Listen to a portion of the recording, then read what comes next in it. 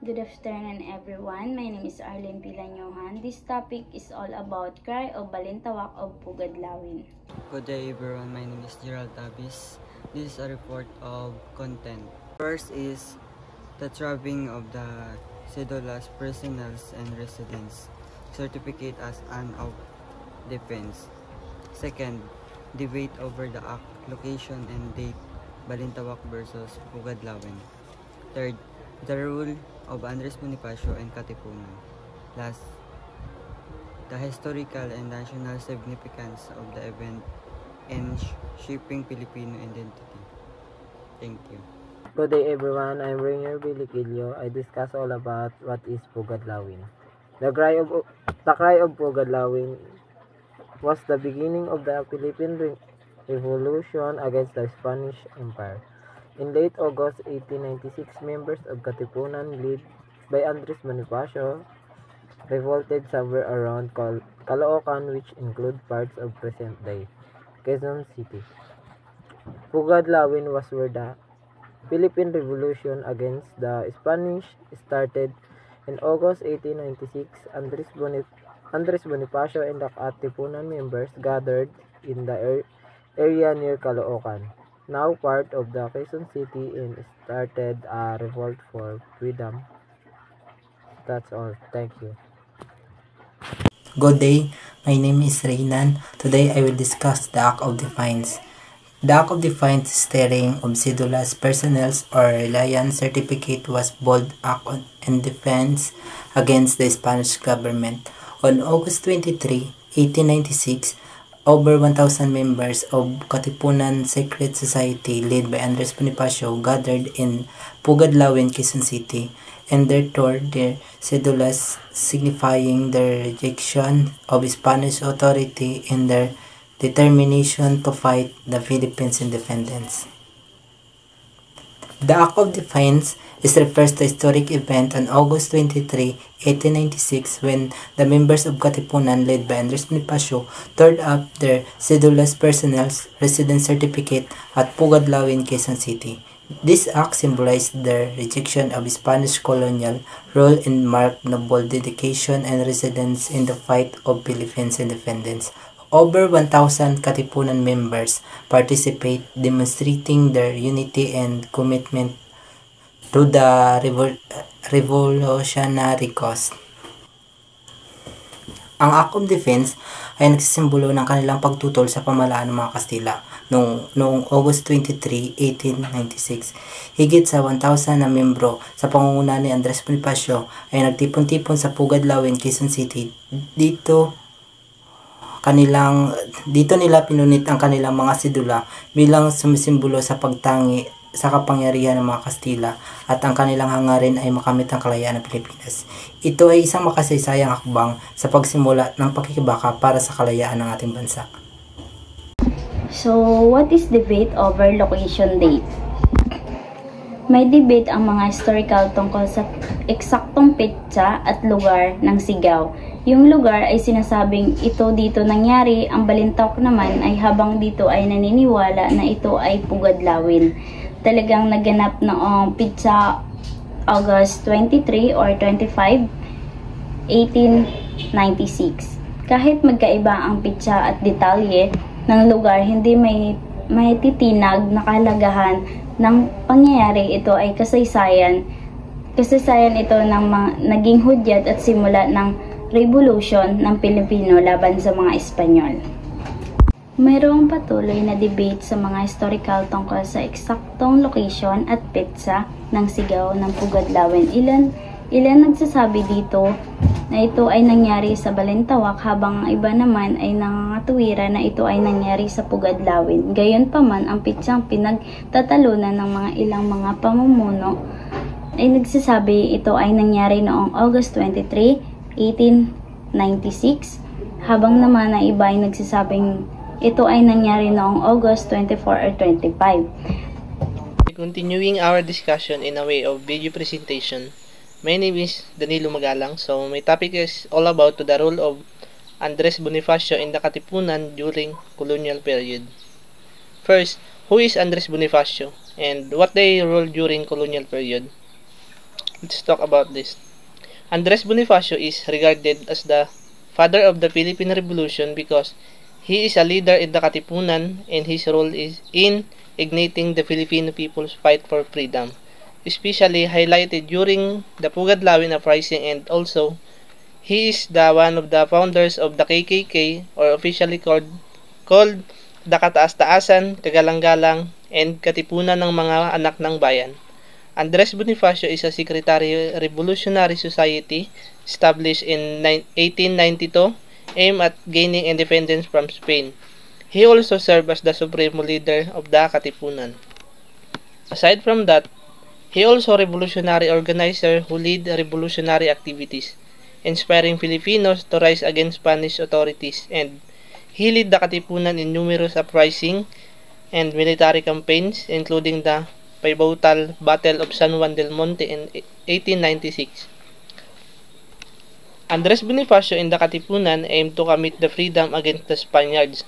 The only thing they are fight for as Filipino to achieve freedom, to defend the Filipino who are oppressed, enslaved, and abused by the Spaniards, including the imposition on high tax on Filipino workers, one of which is the products that are heavily taxed here, and also the women who are abused the Spaniards because they rape, and not only that, because they also enslaved them.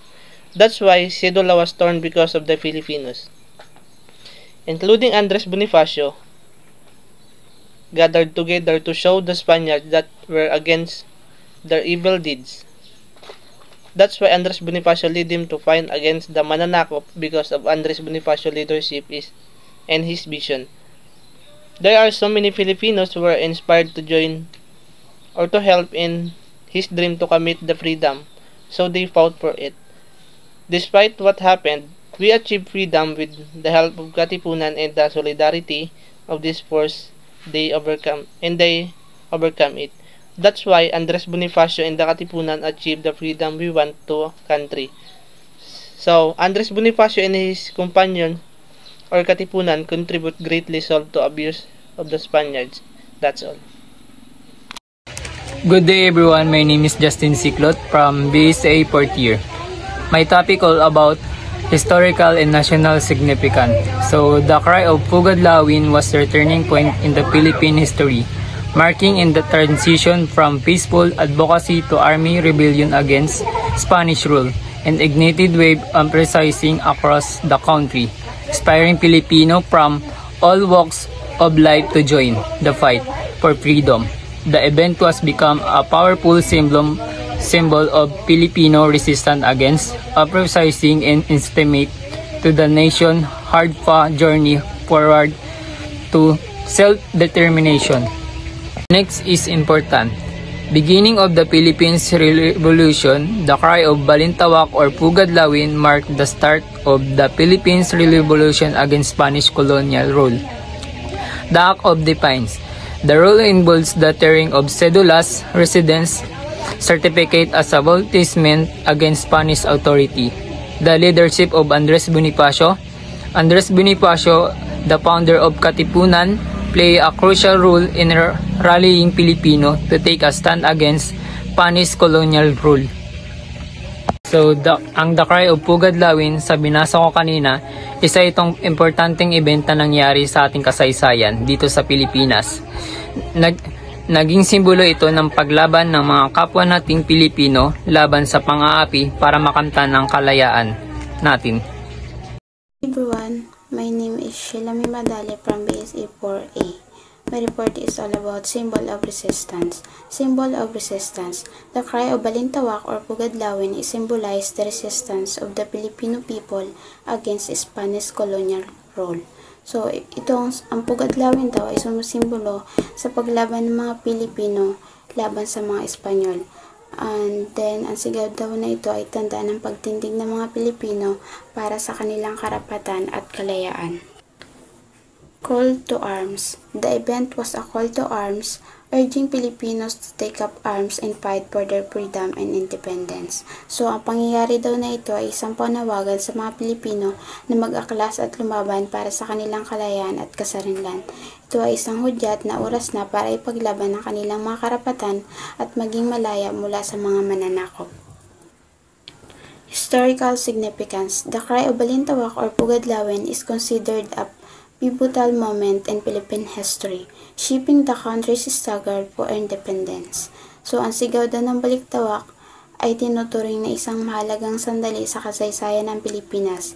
Ito ay naging simula ng pakikipaglaban ng mga Pilipino para sa kalayaan at naging malaking bahagi ng pagtungo ng bansa sa kasarinlan. Debate over location.